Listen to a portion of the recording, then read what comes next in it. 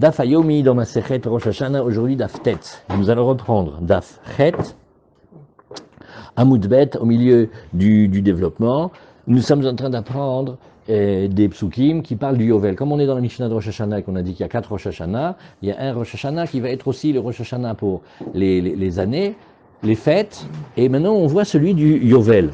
Alors on a vu que c'était une discussion. Il y a Rabbanan. Oui, bien sûr que tu peux poser une question, Gabi. Je peux poser une question. Oui. Je suis un peu lent, mais peut-être que j'ai passé en Suisse. Avant-hier, quand on a parlé du prix, et on a dit qu'on ne peut Oui. rien déduire d'un prix. Ken. Ouais. Il peut avoir donné $1000 pour la maison et $11 000 pour Oui, oui, ou... oui, et c'était choquant, oui. Bon, mais dans la Gemara, il y a aussi marqué que quand on vend quelque chose à un prix qui est comment dire, démesuré,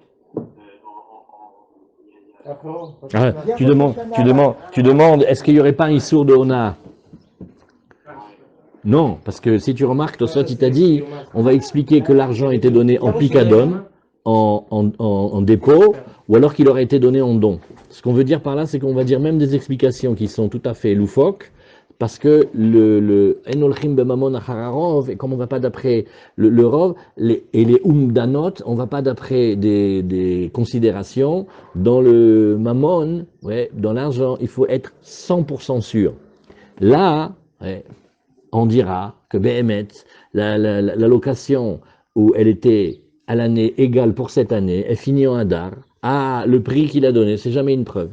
C'est ce qu'on veut dire ici. Mais tu as raison, il veut dire, Gabi voulait dire que si c'était une exagération sur la vente, alors on aurait dit qu'il y aurait Ona. Maintenant, il y a une deuxième réponse à ta question, Gabi, c'est que pour la Gemara, elle dit En Ona bekarkaot. Sur les terrains, il n'y a pas de Ona, parce que chaque terrain, il est unique au monde. La Ona, c'est par rapport à un prix commun. C'est par rapport à du pain, par rapport à un objet, tu vois, un meuble. Mais chaque terrain étant unique au monde, donc il n'y a pas de prix. Donc comme il n'y a pas de prix, il n'y a pas d'exagération du prix. Allez, on y va. Alors on reprend. Donc nous apprenons Yovel maintenant. Tanya Idar, Yovel hi, Shnat Hamishim, et Shanat Yelachem, Matalmud Lomar. Qu'est-ce que nous venons d'apprendre ici, puisque nous avons bien dit que l'année du Yovel, on apprend le jubilé, c'est la 50e année. Donc on a fini 49, et on arrive maintenant à la 50e. Ça va être l'année du jubilé. Ben, évidemment que c'est le Yovel, puisque c'est ça comme ça. Les fiches Nehemar Vekidashtem et Shenat Hamishim. Alors on te dit comme ça. Étant donné qu'on a appris qu'on va consacrer la 50e année. Donc ça veut dire qu'il faut faire comme si on faisait un kiddush à Chodesh, on va faire un kiddush, on va consacrer cette année-là. Yachol, Keshem, She, Mitkadeshet, Volechet, Mitrilata. De la même manière, tu verras que, comment on a fait au début? Au début, on a fait que le shofar, qui est l'élément important, le shofar, oui, le shofar, il va venir que...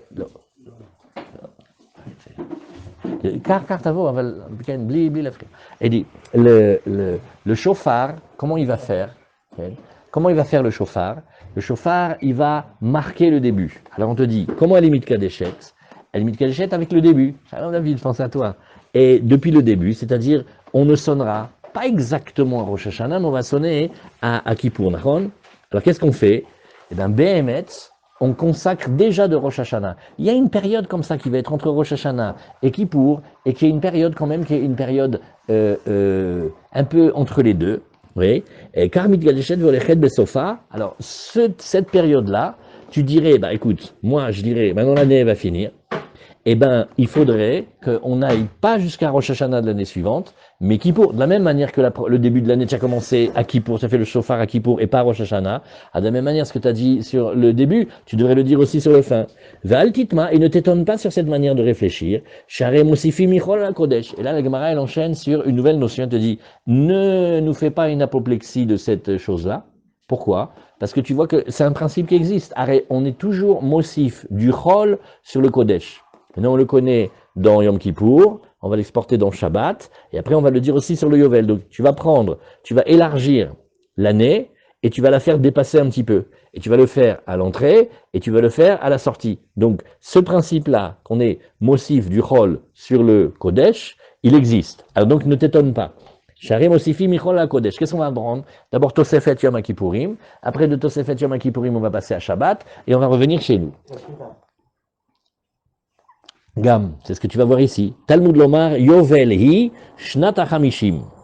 Eh bien, pourquoi on a dit Yovel hi? C'est pour nous dire celle-là, elle est spéciale. Shnat HaChamishim ata mekadesh, v'yeta mekadesh Shnat HaChamishim ve'echat. Non. Le principe que tu vas donner, et tu vas consacrer cette année-là, elle va être sur la 50e année, mais pas sur la 51e. Alors, comment il a dit Rashi? Et Rashi nous dit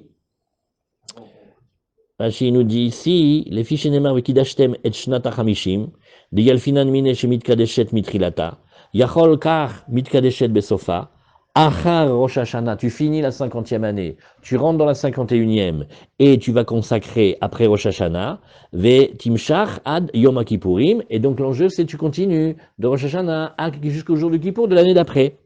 Val titma im meshamrim ota betoch shna shel acherea. Maintenant, quel est l'étonnement? L'étonnement, il est simple, c'est que, j'ai pas compris, il me parle d'une année, et maintenant, l'année suivante, elle est aussi comme cette année. La même question que tu as, on te dit, il y a l'année, la 7e année, l'année de la Shemitah. Et après, tu entends tes amis, tu dis, non, mais l'année d'après, c'est aussi la Shemitah. Et tu n'as pas compris, chez toi, il y a 2 ans de Shemitah, chez moi, il y a 1 an de Shemitah. Alors, donc, tu vois qu'il y a un dépassement. Alors, c'est étonnant quand même que la 51e, elle est comme la 50. Alors, et pourquoi dans Kippour, ça t'étonne que tu rajoutes du chol sur le Kodesh? Tu vois que tu fais cette chose-là. Donc, tu prends une enclave et d'une chose et tu la mets avant et après. Donc ça existe cette notion-là. Alors, chez là c'est un Yovel. Oui, mais le Yovel il est 7 fois cette année. Et la Shemitah, elle est 6 années plus la 7e. Et le Shabbat c'est 6 jours plus 1. Ça ressemble, Shabbat et la Shemitah.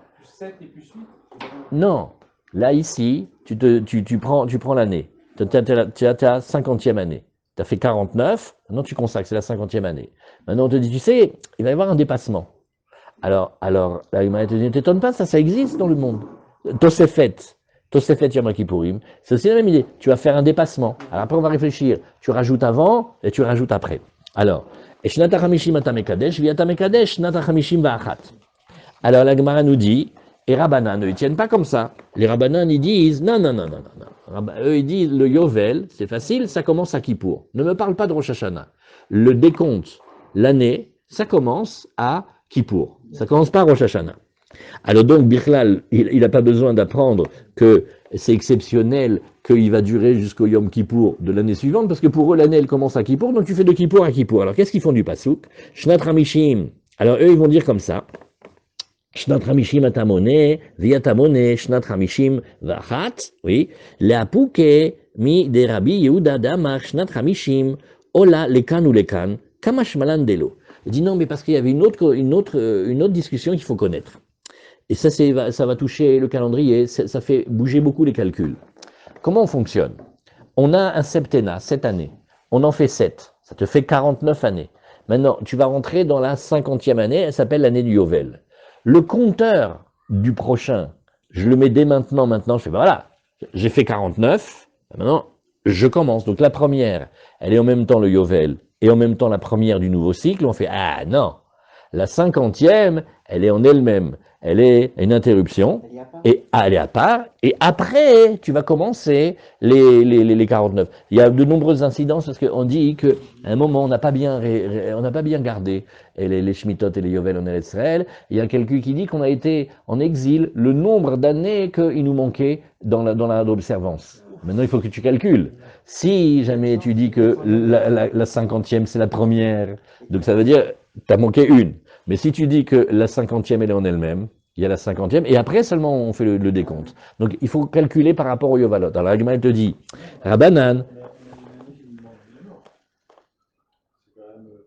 Non, parce que ça, tu vas voir que les 10 jours, c'est un statut intermédiaire entre Rosh Hashanah et Kippour. Tu vas voir, c'est entre les deux. Il y a une certaine libération et pas une libération totale, tu vas voir. Alors la Gemara te dit, non, ça c'est simplement pour nous dire que on ne va pas dire comme Rabbi Yehuda, qui lui dit que la 50e année, elle compte et aussi pour la fin du premier du Yovel et le début du deuxième, oui, et donc, à partir de quand on va faire l'année de la Shemitah suivante? Ça bouge dans la vie. Parce que si tu dis que l'année du Yovel, c'est la première année du nouveau décompte, ça te fait déjà 1, tu comptes 6, et après ça sera l'année de la Shemitah. Mais si tu dis, mais non, l'année du Yovel, elle est spéciale, elle compte pas, elle est rajoutée, tu vas avoir, oui, une année plus tard la Shemitah. Maintenant, encore une autre question, c'est que quand tu es à la fin du premier cycle et que tu dois faire aussi l'année du Yovel, nous autres, les agriculteurs, on fait, il faut qu'on ait de la Emouna, hein, parce que là maintenant, on va manger ce qui nous reste de cette année, et l'année prochaine, on ne travaille pas. Ça fait 2 ans, ouais, sans avoir la parnassa. Là, il faut avoir beaucoup de Emouna. Et c'est pour ça que dans la Torah, il y a marqué, et si tu dis, ouais, à la 8e année, pourquoi la 8e année? Non, tu vas dire à la 7e année. Alors ça va aller d'après l'explication qui te dit, non, tu fais ta Shemitah et tu fais le Yovel. Il y a des fois dans la vie où tu auras 2 années sans planter, sans travailler. Alors déjà, il faut avoir de la Emouna, mais là, il faut avoir de la super Emouna. Tout ça, ça change. Alors, Agma fait non, ça c'est pour nous dire que on va pas tenir comme Rabbi Yehuda qui lui dit que la 50e année, elle compte pas pour 2, elle sert pour la fin de la première et aussi pour le début de la deuxième. On continue. Alors, Agmara nous dit, ça maintenant, on va faire une étude sur comment on sait qu'on rajoute du Chol sur le Kodesh. La question est très simple. Yom Kippour, marqué qu'on fait un Ta'anit, on se prive le jour du Yom Kippour. Le 9, il n'est pas dans la photo. C'est le 10 du mois de Tishrei. Donc normalement, on attend. Quand c'est la nuit, on arrête de manger, de boire, etc. Et quand ça va sortir la nuit de Motsai Kippour, tout est permis. Voilà, c'est où. Alors il y a marqué, regarde, nous on apprend ça de Shechet Yamim Tavod. Alors on va apprendre plusieurs choses. On va apprendre une grande discussion sur un pasouk. Il a une tête de pasouk qui parle de Shabbat, mais en vérité il va aussi parler de la Shemitah. Et on va apprendre de Tosefet Yom Kippourim, et après de Shabbat, et après on va revenir chez nous. Alors on fait un grand voyage. Il est marqué, Shechet Yamim Tavod, Vayom Shevi'i Tishbot. Becharish ou Vekatsir Tishbot. Bon, alors qu'est-ce qu'on a comme pasouk? On te dit 7 jours, 6 jours, ouais, tu pourras travailler, et le 7e, c'est le 7e jour, tu cesses de travailler. Dans le labour et dans la moisson, tu arrêtes de travailler. Étonnant. Parce que les mélachot de Shabbat, combien il y en a? 39. Ils ne sont pas marqués, à part Otsa'a, à part Avara. Donc tu vois que ma pitome qu'on t'a dit, dans le labour et dans la moisson, tu dois faire attention. Pourquoi je peux cuire, je peux dessiner, je peux coudre, pareil. Pourquoi Dafka ces deux-là? Ouais. Donc on voit que on aurait comme ça une insistance particulière sur ces deux mélachot qui sont des mélachot agricoles. Oui, mais c'est sûr que ça ne vient pas nous dire qu'elles sont interdites le Shabbat, parce qu'on le sait déjà de par ailleurs, et puis il y a encore plein d'autres mélachot qui sont interdites. Alors on va voir une double lecture. Tu vas voir ici Rabbi Akiva Omer, oui, tu sais de quoi on parle ici? Nachon, le pasouk, il a commencé avec une tête de Shabbat, mais en fait, ça parle de la 6e année et de la 7e année. Parce que Harish et Katsir, c'est les travaux interdits par définition dans l'année de la Shemitah. Parce que l'année de la Shemitah, c'est pas un interdit de cuire ou de dessiner, c'est un interdit de travailler la terre. Donc quand on t'a parlé de Harish et de Katsir, capte qu'on te parle de la Shemitah. Alors, Enot Sare, Loma Harish ve Katsir shel Shvi, it, Share Gvar Nehemar, Uveshana Shvit, Shabbat Shabbaton, Yela Yaretz, Shabbat Lashem, Sadechalot Izra, Vekarmechalot Izmo. Alors, c'est déjà marqué dans les psukim de la Shvi'it, que tu peux pas ensemencer le terrain et que tu peux pas travailler la vigne. Donc, qu'est-ce que nous disons ici? Dans l'année de la 7e année, on sait que le travail de la terre est interdit. Et là, qu'est-ce que tu vas dire? Harish shel erev shvi'it, anichnas le shvi'it, vekatsir shel shvi'it, ayotse le motsai shvi'it. En fait, on est en train de t'allusionner ici que va y avoir quelque chose qui n'est pas de la 7e année, et quand même, ça va être considéré comme de la 7e année. C'est un petit peu avant la 7e année, et c'est-à-dire on ne pourra pas labourer la terre, bien que, voilà, si on était maintenant au Elul, rappelez-vous Elul, quand il veut labourer son champ, il fait Shabbos, Shvis. On n'a pas le même calendrier, va voir Bilirava, il va t'expliquer Elohadou Roche, etc. Moi, je suis encore dans l'année d'avant, hein. C'est toi qui n'es pas normal. Il dit non, Rabbi Akiva, il t'a dit qu'il y a une notion de l'année de la Shemitah, de la Shvi'it, qui est déjà la fin de la 6e, tout comme il y aura aussi un prolongement de la 7e qui va rentrer un petit peu dans la 8e et qui sera un petit peu comme une ambassade de la 7e année dans la 6e et la 8e. C'est un peu le comptage comme les siècles. Ken? Les siècles, on dit 19e siècle, mais en vrai, c'est en 1800. Ken? Tu vas, non, ça c'est pour comment tu comptes une année en rentrant en Achon, mais là ça veut dire qu'il y a un chidouche de la Torah que la Shvi'it, elle commence déjà avant et elle va finir un petit peu après. Pourquoi? Parce que quand on a pris la moisson, c'est vers la fin, et quand on a pris le labour, c'est vers le début de l'année. Il y a une différence ou pas quand même entre ce qui est un petit peu avant et ce qui est un petit peu après? Il y a des différences. Ça, c'était Rabbi Akiva. Et donc, lui, il pense que, Béhémet, il y a une Tosefet, et l'Ichora, il apprend des psukim, c'est de Raïta, et Rabbi Ishmael, en face de Rabbi Akiva, il dit non. Maharish Reshut, Af Katsir Reshut, mais il a une autre dracha. Lui, il te dit, regarde, dans l'année de la Shvi'it, pendant la 7e année, tu peux pas moissonner. Zéro. Point final. Donc tu vas pas moissonner. Mais est-ce que ça va inclure aussi la moisson du Homer? Parce que je suis obligé de moissonner le Homer. Parce que sinon, j'ai pas le droit de manger la nouvelle récolte. Et dans la nouvelle récolte, il y a ce qu'on appelle, toujours, on va discuter ça une minute, c'est important, ça s'appelle le Issour Sfichin. Sfichin s'appelle le regain. Le regain, c'est comme ça. Si tu prends un champ et tu le travailles pas du tout, la nature elle-même, elle refait tomber des grains, etc. Et ça repousse. Et les sphirines, des fois, c'est 10%, 20%. Tu as quand même une production. Donc ça s'appelle le sphirine. Maintenant, on voudrait savoir, maintenant c'est l'année de... Hachem Pessar, on est en plein Shvi'it, hein, et il y a la mitzvah d'aller moissonner l'orge pour faire le korban du Homer, et grâce à lui, on a le droit de manger la nouvelle récolte. Sinon, c'est interdit de manger la nouvelle récolte. Eh oui, non, mais moi, regarde, il y a marqué ici, Becharish ou Bekatsir. Normalement, je n'ai pas le droit de labourer, ni de semer. On te dit, tu n'as pas le droit de semer une semaille habituelle. C'est-à-dire, tu n'as pas le droit de moissonner, par exemple, une moisson habituelle. La moisson qui est celle de ton blé. Mais si c'est celle de la mitzvah, comme du Homer, tu as le droit. Alors, c'est comme ça qu'il apprend Rabbi Ishmael. Il dit, Maharish Reshut, et lui, il dit, le labour. Tu n'as pas une mitzvah de labourer, hein. Si tu laboures, c'est parce que tu veux planter. C'est pas une mitzvah de la Torah de labourer. Alors de la même manière, la moisson qu'on t'a dit que tu n'as pas le droit de le faire pendant la Shvi'it, c'est la moisson qui est une moisson comme le labour, celle que tu fais pour toi. Mais si c'est une moisson que Hachem il t'a demandé, c'est une moisson que tu vas moissonner pour avoir l'orge pour faire le korban du Homer, celle-là tu as le droit de le faire. Tu as compris?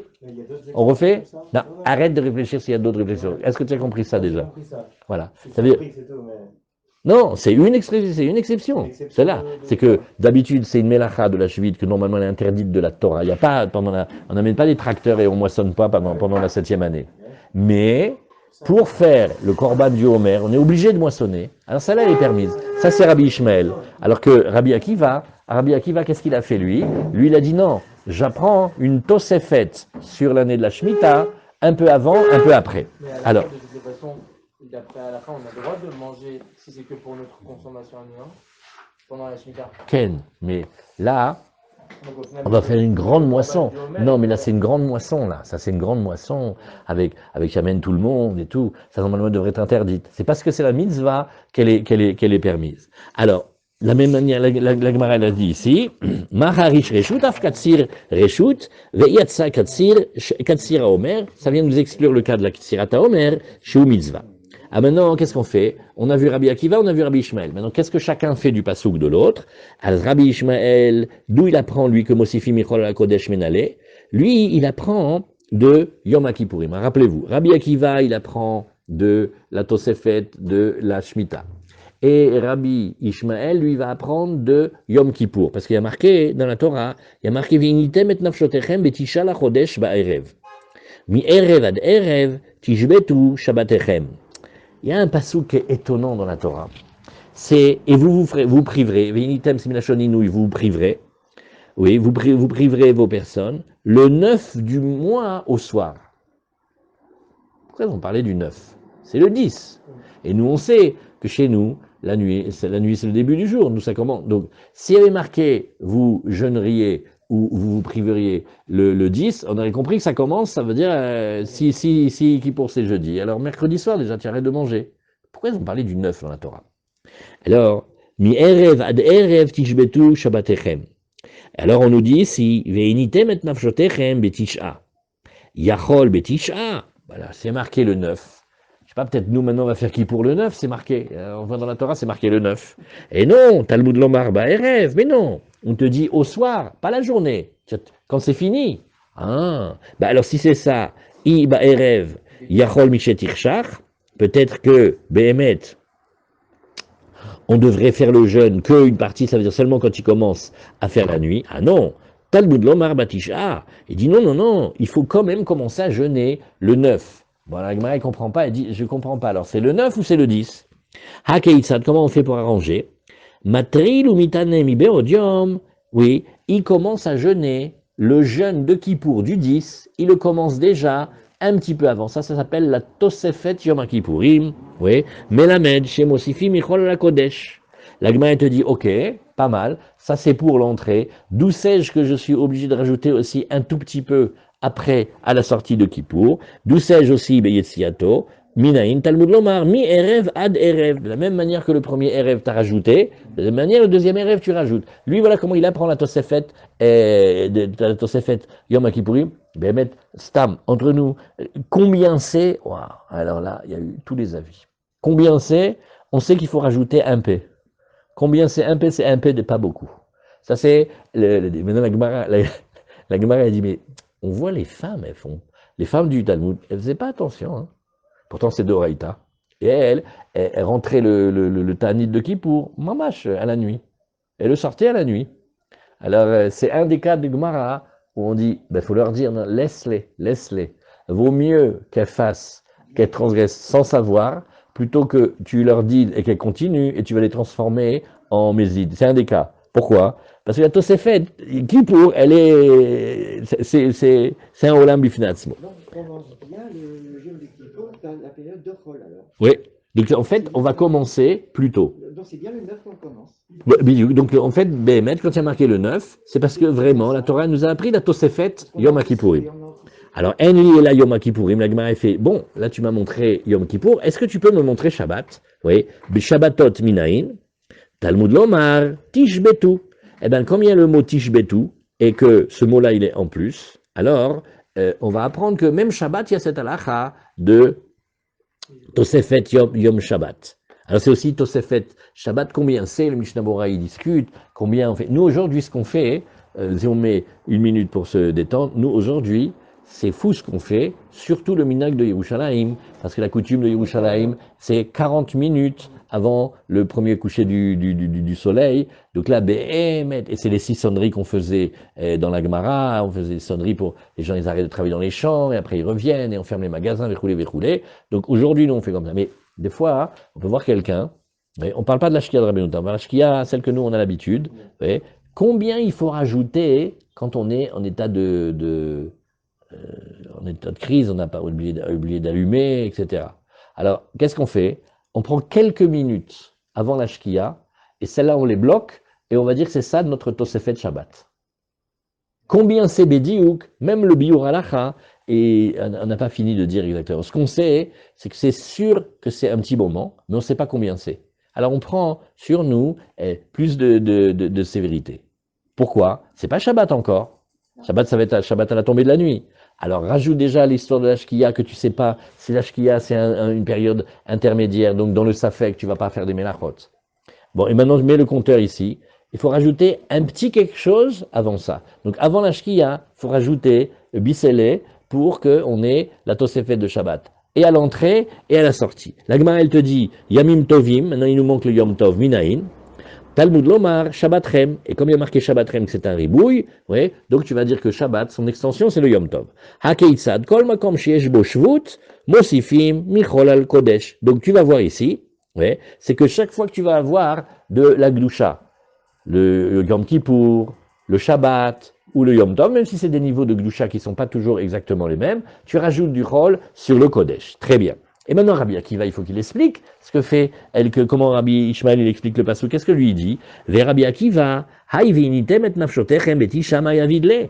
Rabbi Akiva, il va avoir une question sur lui. Il dit, regarde comment Rabbi Ishmael, il a démontré Tosefet Yom Kippourim d'Oraïta, parce qu'il t'a montré le 9. Toi, tu sais pas dire là-dessus. Alors, il faut que tu nous dises qu'est-ce que toi, tu dis du 9. Parce que pour toi, la Torah, elle a dit du 9, et elle a parlé du 9, et la question, où il est Jean-Paul, la question c'est, que dis-tu de 9 sur le 9? Il faut dire un ridouche.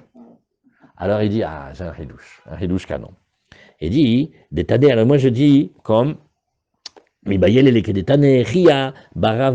dit, moi je m'appuie sur une braïta, comme la braïta de Rabbi Chia Barav Difti, Qu'est-ce qu'elle dit ici? C'est une considération sur Kippour. Des Tanechia barav midifti, ve'initem et nafshotechem betish'a. Vous vous ferez souffrir, vous priverez le 9. D'accord? Alors la Gemara elle demande, vechi betish'a mitanim. Mais on jeûne pas le 9, on jeûne le 10.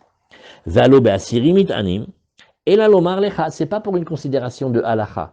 C'est pas de là qu'il apprend Tosefet, Yom Kippourim, ou Tosefet Shabbat, ou Tosefet de la Shvi. Mais il apprend comme un moussard. Il te dit, regarde.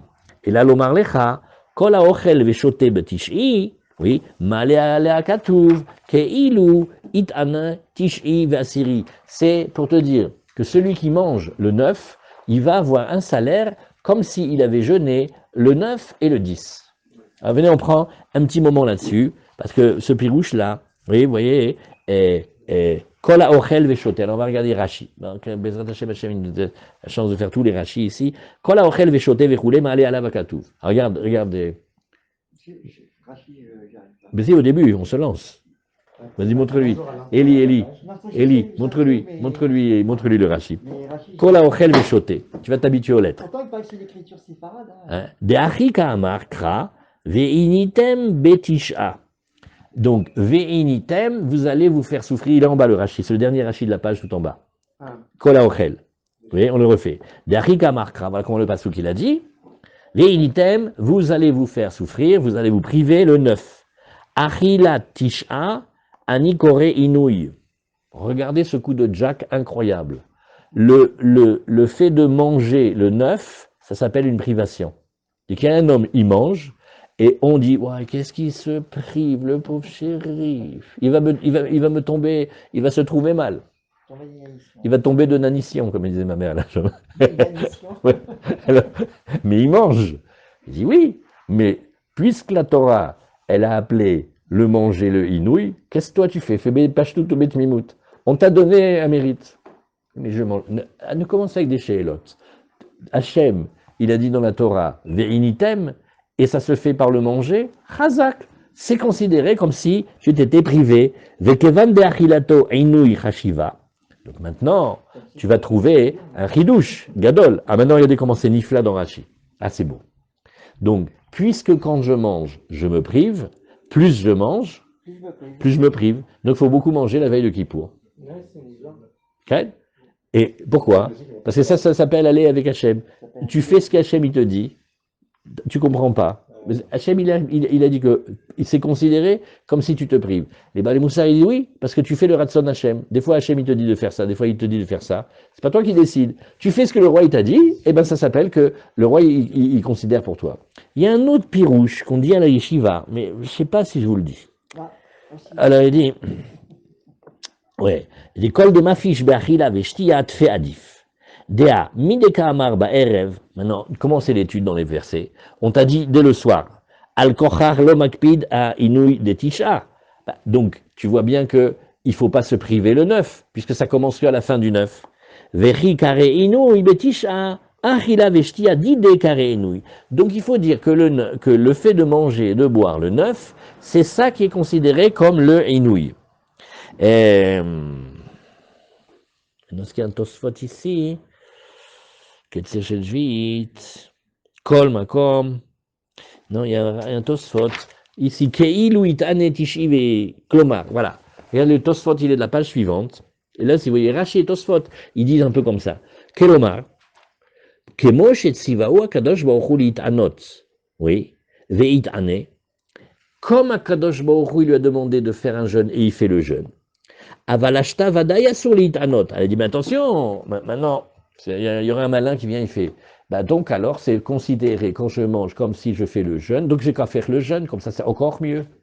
Donc il fait le jeûne du 9 et du 10, ah non, parce que tu dois faire ce qu'Hachem il t'a dit. Et Hachem il t'a dit de manger, et c'est quand tu manges que c'est considéré le 9 comme un inouï. Mais le 10 il faut faire le ta'anit. Comme on a dit dans Psachim, oui, Marbere de Ravina, Kuleshata, Avayativ Betanita, Lebar, Miatsarta, ou Puria, ou Male Yoma de Kippuré.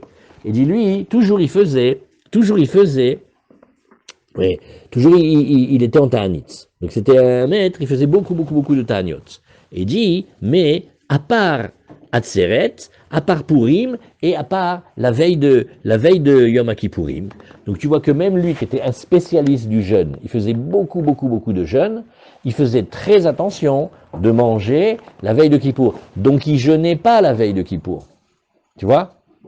Parce qu'il faut manger. Oui. Alors, qu'est-ce qu'il dit ici? Vesavar là, Kerabi Akiva, Dei Kerabi Ishmael, Letler Drasha, ובהכין אחד אלו כמה רתם, הכל מודים בערב יום הכיפורים, דבעינן נמי לכם, כדברינן התם הצפלה. Donc, Tosfot, il nous fait remarquer, il dit, ça, vraisemblablement, oui, ça c'est plutôt Rabbi Akiva. Mais qu'est-ce que tu vois là-bas? Il te dit qu'il faut manger la veille. Il faut manger la veille. Vous voyez, on a vu Rashi, on a vu Tosfot. D'où il vient ce pirouche-là? Bon, on va faire à l'envers.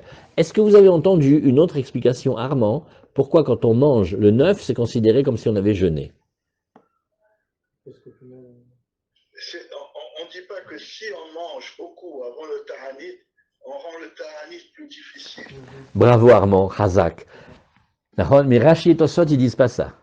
C'est une explication que, quand tu vas manger beaucoup, alors tu vas sentir plus la privation, et c'est considéré comme si... Mais regardez comment Rashi et Tosfot, ils ont dit beaucoup plus simple. Ils ont dit non. Le roi, il t'a dit, quand tu fais, le roi, s'il veut, il peut considérer que c'est comme si tu avais jeûné. Je ne sais pas, ils essaient de donner un peu un tam, un ilodéa, je ne sais pas comprendre ça. Alors on continue.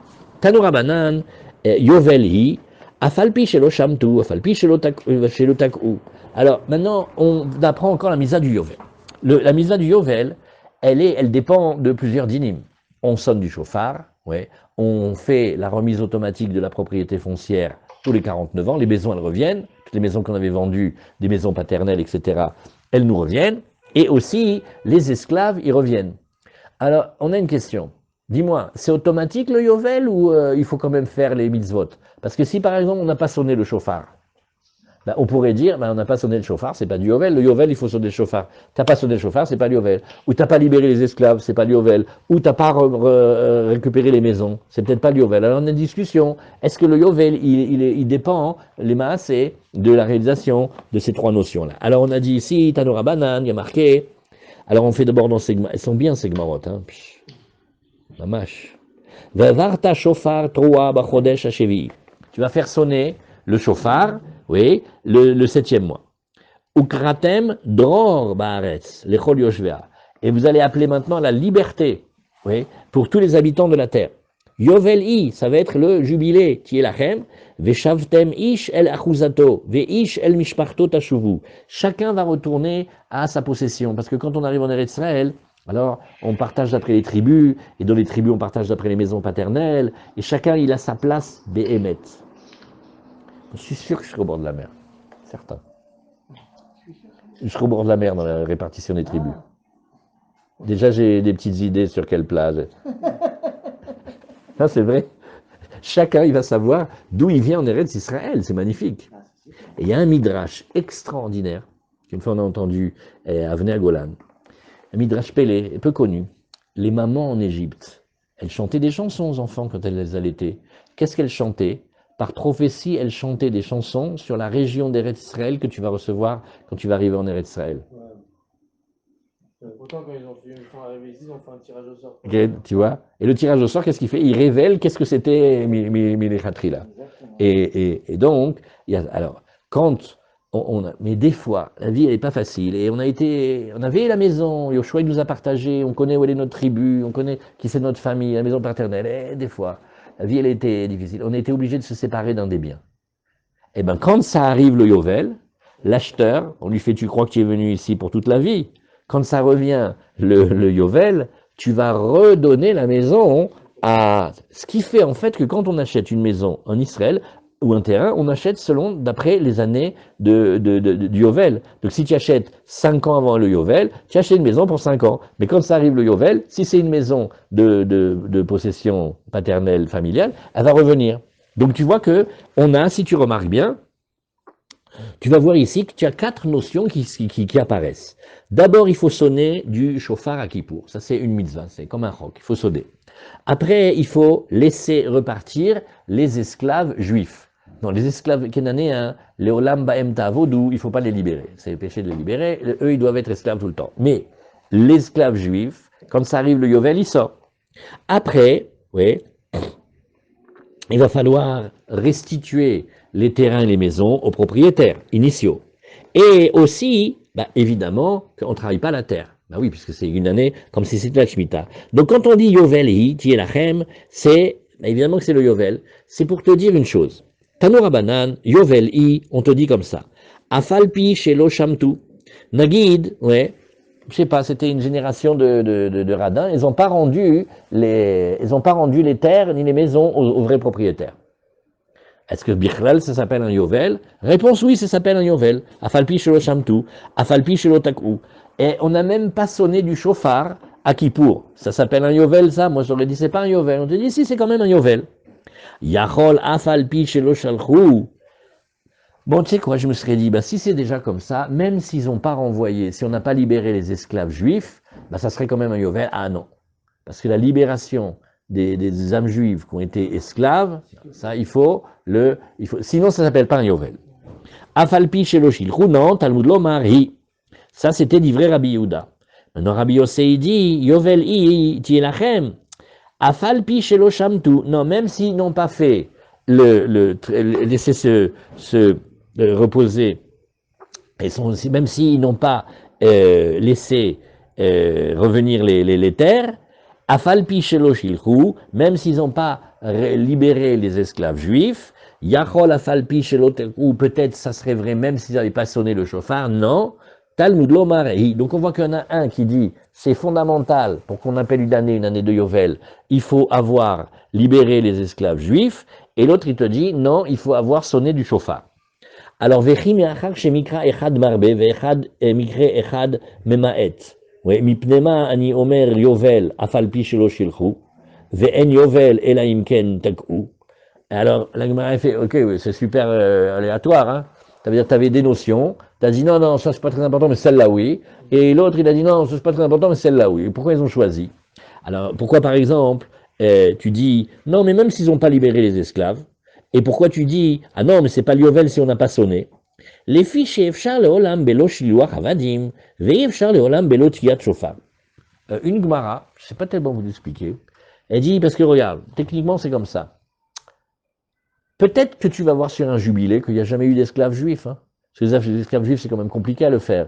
Un esclave juif, c'est soit parce que il s'est fait attraper, il a volé, il n'a pas pour rendre, soit il a tellement de dettes que le beddin il le vend. Bon, c'est assez rare. Donc ça peut exister que on n'ait pas trouvé un esclave juif. On dit allez, le Yovel, libérez les esclaves juifs. Il n'y a pas d'esclaves juifs, on n'a que des esclaves camerounais. Il n'y a pas de juifs? Non, pas de juifs. Bon, alors, ça peut exister un monde que tu ne trouves pas d'esclavage. Par contre, pendant les 50 années, tu n'as pas trouvé une trompette, un chauffard pour sonner, nous bémet, ça, c'est pas possible. Kailou, ça, c'est la réponse. Oui. C'est pas possible qu'il n'y ait pas un chauffard de tout Israël. Davar acher, autre manière de dire, Mesura, ça s'appelle le Yovel, oui. Et tu peux dire ici Zou, Mesura, les Beddin. Le chauffard, c'est le Beddin, oui. Et c'est le Beddin qui va faire le sonner du chauffard. C'est le Beddin qui dit au Shaliach de faire le chauffard. Vezou, Ena Mesura, les Beddin. Arrête, c'est celui qui est un esclave ivri, oui. Alors Behemet, ça peut pas être que la Torah, elle fait dépendre toute une halakha de quelque chose qui est personnel, plutôt que quelque chose qui est une injonction du Beddin. Bon. On lit, on traduit, mais vous voyez, on veut savoir, ça s'appelle un Yovel, ça c'est un Yovel, ça sans chauffard, un Yovel. Armand, c'est comme si quelqu'un te dit, non, la synagogue là-bas, c'est pas une synagogue. Ah bon? Mais pourtant il y a le rabbin, il a dit, mais non. Écoute, j'étais là-bas Kippour, ils n'ont pas sonné le chauffard à la fin, c'était pas Kippour. C'est comme si on dit, le Yovel, vous n'avez pas sonné du chauffard, et tu oses s'appeler un Yovel, c'est pas un Yovel, ça. Et l'autre, il te dit, non, si on n'a pas sonné le chauffard, ça va. Par contre, si on n'a pas libéré les esclaves juifs, ça c'est comme ça. C'est des limoudim. Alors, Maïdavar Achel Agma dit, et pourquoi on a eu besoin d'une deuxième réponse?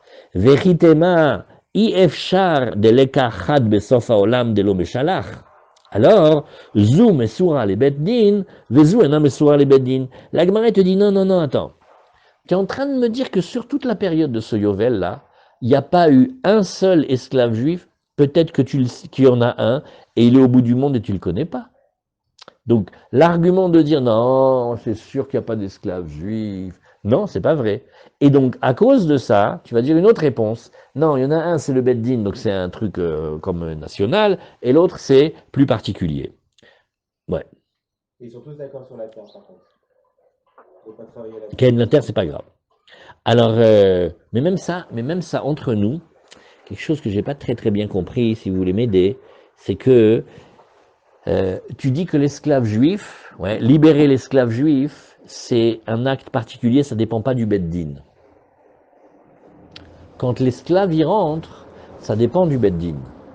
Parce que l'esclave, soit il aura été attrapé parce qu'il a volé par effraction, et maintenant il va travailler le nombre d'années pour rembourser le maître. Ou alors, il était tellement pauvre que le Beddin l'a placé. Donc, pour devenir esclave juif, il faut le Beddin.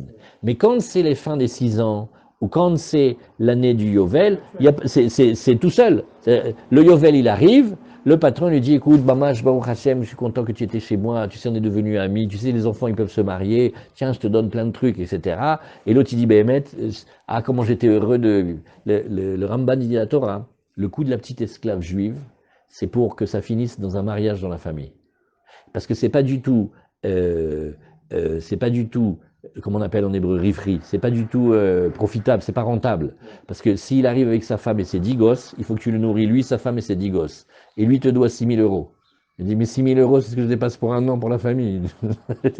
Je l'ai rentré pour qu'il me rembourse 6 000, ça m'a coûté 70 000. Donc, c'est certainement pas tout le temps que tu vas gagner. La Torah, elle veut que cette famille-là, ces deux familles-là, elles se rencontrent. Il peut même Alors, décider de rester. Ked, maintenant, s'il reste et qu'on lui perce l'oreille, attention. Mais là, on te dit, quand ça arrive le Yovel, il va sortir automatique, c'est pas un acte du Beddin. Par contre, le chauffard, c'est obligé que ça soit avec le Beddin. Bon, voilà, on a fait un petit pirouge.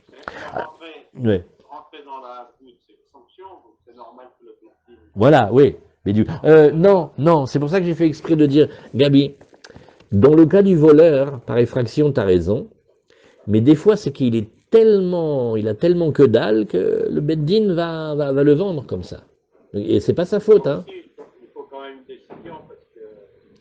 Oui, mais c'est pas une sanction. Toi, tu dis c'est une sanction. Il faut éviter les abus. Tandis que sortir de la route, Ah oui, ok, comme ça. Ok, d'accord. Mais c'est pas à cause d'une faute qu'on devient esclave toujours. Ça, il y a le cas aussi où on a été vendu par le Beddin. Mais tu as raison qu'en général, Rachid explique dans le Chumash que il commence à faire du commerce avec les fruits de la cheville, et il va lui arriver ça et ça et ça, et à un moment il va être vendu. Et après il va être vendu même pas comme un juif, mais il va être vendu comme serviteur de l'idole. On voit que c'est un peu comme ça. Alors Bish Lama les Rabbi Yossé Kedeka Marta, mais la Gemara dit, tu vois, moi je trouve que Rabbi Yossé, c'est super. Il a vraiment bien expliqué sa raison.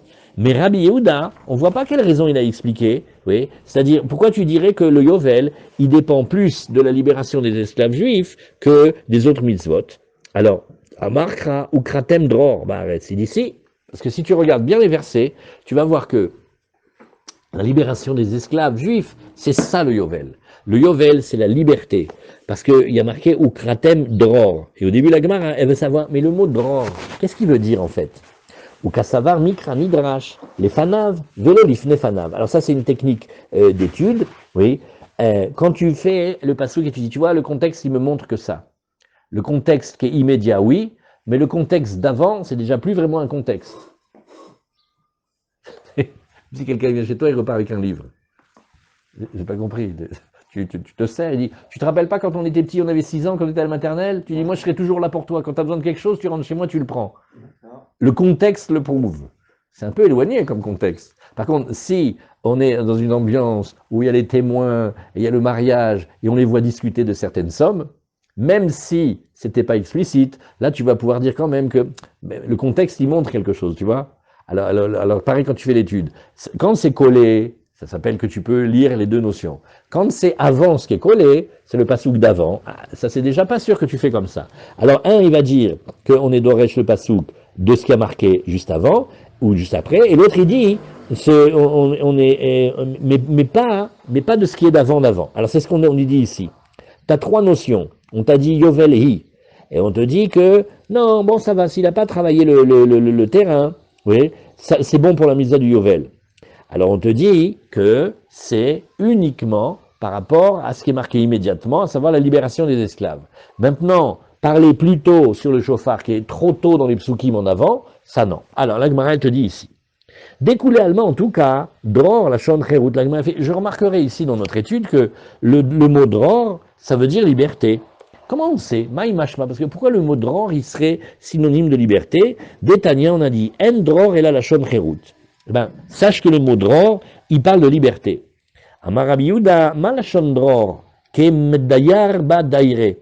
Et dit, la liberté, qu'est-ce que c'est? C'est d'habiter là où on veut. Ça, c'est un vrai signe de liberté. Un homme qui peut habiter là où on veut, et là où il veut, il est libre, et où Movil, Srora, Bechol Medina, et aussi un autre signe de liberté, c'est quand le travail que tu fais, ou la marchandise que tu fais, tu peux le vendre là où tu veux, et personne ne te limite. Ça, c'est la vraie liberté. Parce que quelqu'un qui a, je ne sais pas moi, un droit, mais dès qu'il sort de ce marché-là, il ne peut rien vendre, il n'est pas tellement libre. Hein. De la même manière, un homme, et il a le choix d'habiter ou dans un HLM ou dans un HLM, pas très très libre, bien qu'il a la liberté de, tu vois, dans l'étage, mais... Oui, c'est le fait de pouvoir... Ramban, il dit, la Torah, c'est le tzipor dror. Il est libre comme un oiseau. Donc là, c'est le retour... En sociologie, Oui. la pauvreté, c'est la restriction des libertés. En sociologie, la pauvreté, c'est la restriction des libertés. On définit la pauvreté en disant que celui qui n'a pas le choix de sa vie. Ravon Chaim, toujours, il dit qu'un Ani, il est considéré comme mort parce que socialement, il est mort, il n'a aucun poids. Ce qu'il dit ou rien, c'est pareil. Un Ani, il ne vaut rien du tout. Ani Nirshav Kemet. Ken, c'est vrai. Oui, mais enfin, ça, c'est un aspect plus spirituel. Mais sur le plan matériel, un pauvre ne choisit ni son habitation, ni son école, ni son hôpital, ni Ken. des choses que peut choisir. Ken, tu as raison. C'est plus fort encore. Ken, Nachon, Bémet. Nachon. Il a fait, Bémet, tu as raison. Az Amar Rabbi Chia Baraba, Amar Rabbi Yochanan. Zou divrei Rabbi Yehuda ve Rabbi Yosef, aval Chachamim omrim, shloshtan me'agvot bo. Tout ce qu'on vient d'apprendre en disant maintenant que ça peut être le Yovel quand on n'a pas fait toutes les halachot, ça c'est la vie que de certains maîtres. Parce que d'après les Chachamim, alors les trois, oui, si jamais on ne les a pas fait, ça s'appelle pas le Yovel. Un, il faut sonner du chauffard, le Yod du Kippour. Après, il faut libérer les esclaves juifs. Et aussi, il faut que les terrains, ils reviennent à leurs propriétaires initiaux. Et ça s'appelle Me'akvodbo. Si on l'a pas fait, ça empêche le Yovel. Kasavre mikra nidrash lefanav velifne fanav ou lacharav. Alors eux, ils disent que le pasouk, on va d'après le contexte et de ce qu'il y a avant, et de ce qu'il y a après, et de ce qu'il y a avant, et de ce qu'il y a après. Donc on est d'Oresh tous les inanimes pour montrer que c'est les Ikouva. Ah, la Gemara nous dit, mais pourtant il y a marqué Yovel. Non, Aoud afilu bechutsa laaretz. C'est-à-dire que il y a une halakha extraordinaire. Imaginons que quelqu'un, je ne sais pas comment il a fait exactement, mais il s'est débrouillé qu'il a un esclave juif et il est en chutz laaretz. Le propriétaire et l'esclave, il est en chutz laaretz. Alors maintenant, on lui fait, 49e année, Mabrouk, tu vas libérer ton esclave. Il fait pas du tout. Je suis à Pithiviers. Pithiviers, c'est pas Israël. Alors il fait, ah bah, tu n'as pas de sens. Parce que la Gemara d'aujourd'hui nous a dit que la libération des esclaves juifs, ça se fait même si c'est en chutz laaretz. C'est un chidouche en fait. D'afilou bechutz laaretz. Oui. Par rapport à libérer les esclaves juifs. On voit que l'histoire de Dror, de la liberté, de redonner à un esclave juif sa liberté, c'est quelque chose c'est international. Ouais. Mais par contre, tu ne fais pas sonner le chauffard en chutz laaretz. Ou tu ne fais pas la restitution de la terre. On discute beaucoup de ça. Tout ce que nous, aujourd'hui, on achète, des maisons, des terrains, pour l'éternité, qu'est-ce que c'est cette éternité? C'est le temps que les dynimes du Yovel y reviennent. Hein. Mais par contre, on voit quelque chose avec la libération des esclaves juifs, ça c'est Méanienne mode. Alors, la Gemara nous dit, mais pourtant il y a marqué, non, Ukratem dror ba'aretz. Je suis désolé. Il y a marqué, vous appellerez liberté dans la terre d'Israël. Alors il dit non, ça c'est, ça s'appelle Ahou, Bisman Shenoheg dror. Oui, Ba'aretz noeg bechutz la'aretz, bisman sheno noeg ba'aretz, eno noeg bechutz la'aretz. Alors, la dit non. En fait, il y a une précision. C'est que quand on peut avoir les esclaves juifs en Eretz Israël, alors même s'il y a un cas où tu trouves un en chutz la'aretz, on lui applique la loi d'Israël parce que c'est ça comme ça qu'on fait. Mais quand il n'y a pas la loi des esclaves juifs en Eretz Israël, alors il n'y a pas non plus en chutz la'aretz parce que ça dépend de la présence d'Eretz Israël. Oui. Comment c'est ici?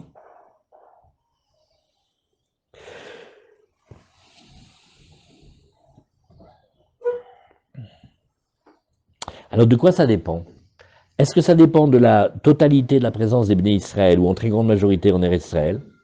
Et donc, d'après ça, le Yovel, il ne peut pas être en Chutz La'aretz.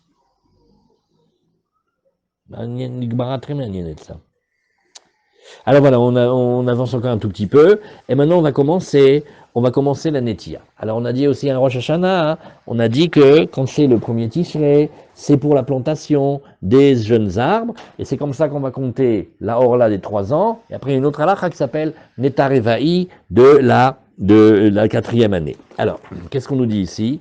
Minalan, alors comment tu vas dire que c'est un Rosh Hashanah? Pour Orla, pour tout ça. Dirtiv, il y a marqué par rapport à la Orla, Untatem, Kol Etz Ma'achal, Varaltem Orlato et Pirio, Shalosh Shanim Yelachem, Arelim Lo Yachem. Voilà, ça c'est tout le pasouk, on te dit comme ça. Vous allez planter tout arbre fruitier, et vous allez considérer un interdit sur le fruit pendant 3 ans, et ça sera comme si c'était recouvert d'un prépuce, c'est-à-dire inconsommable pour vous. Et il y a marqué aussi, Uveshana Areviit, Yekol Pirio Kodesh. Alors la 4e année, c'est une autre halakha. Ça fait aussi qu'on ne peut pas le manger, mais pas parce que c'est un interdit dehors là, mais parce que la 4e année, elle est considérée comme Kodesh. Alors, Vialif Shana Shana Mitishrei, et on apprend que, tu vois que dans la Torah, on a parlé sur Rosh Hashanah, marqué Mireshit Hashana, Kadosh Baruch Hu, il surveille Eretz Israël, Mireshit Hashana, Adacharit Hashana. Tu vois que là-bas, le mot de Shana, ça parle de Tishrei. Alors là aussi, la Gemara, à chaque fois, elle fait les mêmes études, elle fait, et pourquoi tu voudrais pas apprendre le Nissan? Veligmor Shana Shana mi Nissan, dirtiv Rishon ou Lachem le Chodche Hashana. Donc là-bas, tu as marqué Shana, c'est Nissan et c'était pas Tishrei. La Gemara, elle répond, non, c'est plus facile d'apprendre comme ça, Danim Shana, Shen Imachodashim, Mishana Shen Imachodashim, Ven Danim, Shana She En Imachodashim, Mishana She Yesh Imachodashim. En 2 mots, c'est mieux d'apprendre Shana de Tishrei, parce que le Shana de Tishrei, c'est le premier mois, il n'y a pas des mois d'avant. Donc c'est une année qui commence. Il vaut mieux apprendre Tishrei. Parce que si tu apprends de Nissan, pour aller vers Tishrei, tu vas avoir qu'il y a une année avec des mois d'avant, par rapport à une année avec pas de mois d'avant. Moralité, il vaut mieux apprendre de Tishrei à Tishrei. Chazak. Alors, qu'est-ce qu'on a maintenant? Tanoura Banan Echad Anotea. Ah, ça on va laisser pour demain. Bezrat Hashem. Voilà, on a mis un point.